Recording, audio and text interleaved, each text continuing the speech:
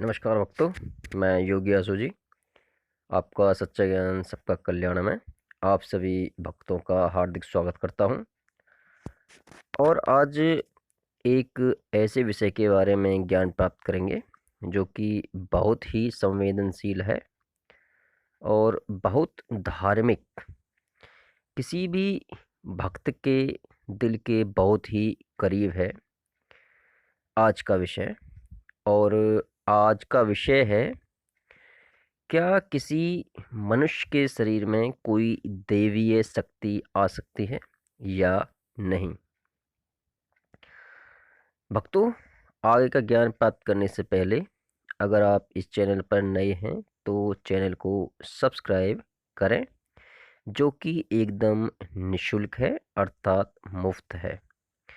और अगर ज्ञान सच्चा लगे तो कम से कम 5 लोगों को वीडियो शेयर अवश्य करें, लाइक करें और अपने कमेंट ज़रूर दें।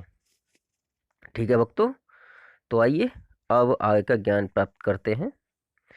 भक्तों, एक साधक हैं फरीदाबाद से, मैं उनका नाम नहीं लेना चाहूँगा किन्हीं कारणों से, और उन्होंने मुझे एक वीडियो क्लिप भेजी है और पूछा है, गुरुदेव मेरे पड़ोस में माता रानी का जागरण हुआ है और उस रात एक आदमी के शरीर में कोई दैवीय शक्ति आ गई थी, तो क्या वो माता रानी आई थी उनके शरीर में।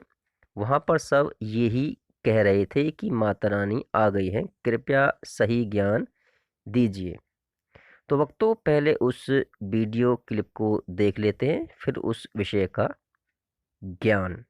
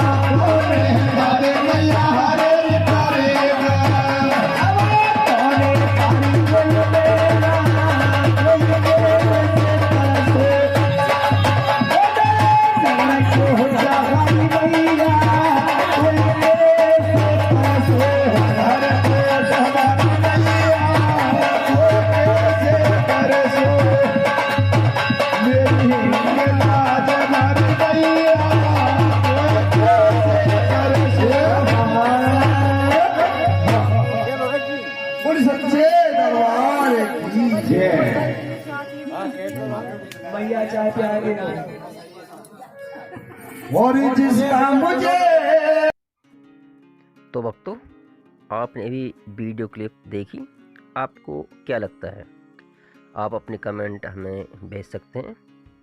ठीक है भक्तों, तो चलिए आगे का ज्ञान प्राप्त करते हैं। भक्तों, सबसे पहले शुरुआत करते हैं हम अपने ब्रह्मांड से। हमारे ब्रह्मांड में हमेशा एक ही शक्ति विराजमान है, जिसका स्वरूप ये पूरा ब्रह्मांड है, जिसका कोई ओर है न छोर है, ना वो शुरू होता है और न खत्म। वो न जन्म लेता है और न उसकी मृत्यु होती है। वो निराकार ही परमेश्वर अर्थात ब्रह्म है, और उसके ही स्वरूप ही हैं जो किसी भी देवता के रूप में अपनी योग माया से इस पृथ्वी पर जन्म लेते हैं और हर युग में धर्म की स्थापना करने के लिए और अपने भक्तों का उद्धार करने के लिए आते रहते हैं और आते रहेंगे। भक्तों, हमारे जो हिंदू धर्म में देवी देवता हैं, वे भी उसी ब्रह्म का अंश स्वरूप हैं। उनको आप चाहे किसी भी रूप में पूजें, वो इतनी बड़ी शक्ति हैं कि किसी भी मनुष्य के शरीर में प्रवेश नहीं कर सकती। शरीर तो बहुत दूर की बात है, हम उनका दर्शन भी अपनी इन आँखों से नहीं कर सकते। उनके दर्शन भी हमें या तो ध्यान में होते हैं, समाधि में होते हैं या स्वप्न में होते हैं। पृथ्वी पर कोई भी मनुष्य उस शक्ति को अपने शरीर पर धारण नहीं कर सकता।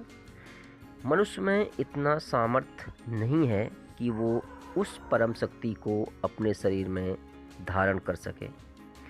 तो भक्तों, सवाल ये पैदा होता है कि अगर वो शक्ति उस मनुष्य के शरीर में नहीं आई तो फिर कौन आया? आता है भी या नहीं, सवाल यही पैदा होता है भक्तों। इस पृथ्वी पर हमें हमेशा ही दो शक्तियों से मुलाकात होती है। दो ही शक्ति हमेशा से ही इस पृथ्वी पर विराजमान है, एक नकारात्मक शक्ति और एक सकारात्मक शक्ति, जिन्हें हम पृथ्वीवासी मानते हैं। कोई मनुष्य नकारात्मक शक्ति को तो कोई सकारात्मक शक्ति को पूजता है भक्तों, हमारी जो शक्ति सकारात्मक शक्ति है, उसके नीचे भी बहुत सारी शक्तियाँ उनके साथ कार्य करती हैं, और नकारात्मक शक्तियाँ उनके बहुत ही सारे रूप हैं, और वो मनुष्य जाति के ऊपर हमेशा से ही हावी होना चाहती हैं, जिससे कि मनुष्य को पाप के रास्ते पर ले जाया जा सके। क्योंकि मनुष्य की जो मानसिक शक्ति होती है वो बहुत कमज़ोर होती है, जिस पर नकारात्मक शक्तियाँ हावी हो जाती हैं भक्तों। क्योंकि आपको किसी देवी या देवता के रूप में अपने आप को ये दर्शाती हैं। ये जो नकारात्मक शक्तियाँ होती हैं वो अपने आप को किसी भी देवी या देवता के रूप में दर्शाती हैं, किसी भी मनुष्य के ऊपर हावी होकर भक्तों। जिन्हें हम मनुष्य उनको देवी का स्वरूप मानकर या देवता का स्वरूप मानकर उनकी पूजा करने लगते हैं। तो भक्तों, सकारात्मक शक्ति किसी मनुष्य के शरीर में क्यों नहीं आ सकती? अब ये सवाल पैदा होता है भक्तों। इसको हम इस प्रकार से समझते हैं कि अगर आप माता रानी के भक्त हैं और आपने माता रानी की घोर तपस्या की है, तो आपके पास उनकी योगिनियाँ आएंगी जो कि माँ का ही स्वरूप है, लेकिन आपके शरीर में नहीं आएंगी, आपको उनका आभास होगा। अगर आप भोले बाबा की पूजा करते हैं तो उनके गण आएंगे जिनका आपको आभास होगा, उनकी अनुभूति होगी। तो भक्तों, चाहे आप किसी भी देवता की, जो कि सकारात्मक देव हैं, देवीय स्वरूप है, उनकी किसी भी रूप में पूजा करें, उनका सिर्फ अनुभूति होगी, वो किसी भी मनुष्य के शरीर में प्रवेश नहीं करते हैं भक्तों। तो भक्तों, आज आपकी समझ में आ गया होगा कि किसी भी मनुष्य के शरीर में कोई भी सकारात्मक शक्ति प्रवेश नहीं करती है भक्तों। किसी भी मनुष्य के शरीर में उनके पितरों की आत्मा आ सकती है, या किसी भी शक्ति जो कि नकारात्मक होती है वो प्रवेश कर सकती है। कोई भी एनर्जी मनुष्य के शरीर में प्रवेश करती है।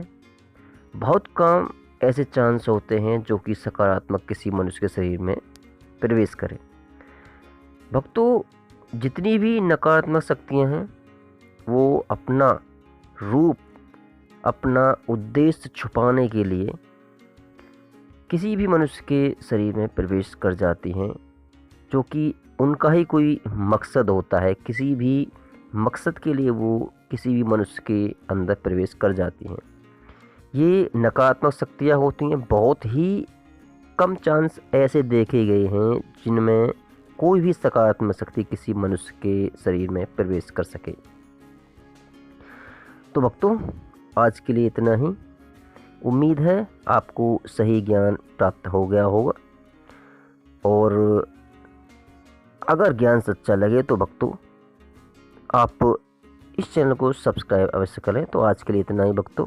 जय हो गुरुदेव महाराज की। नमस्कार। जय हो गुरुदेव महाराज।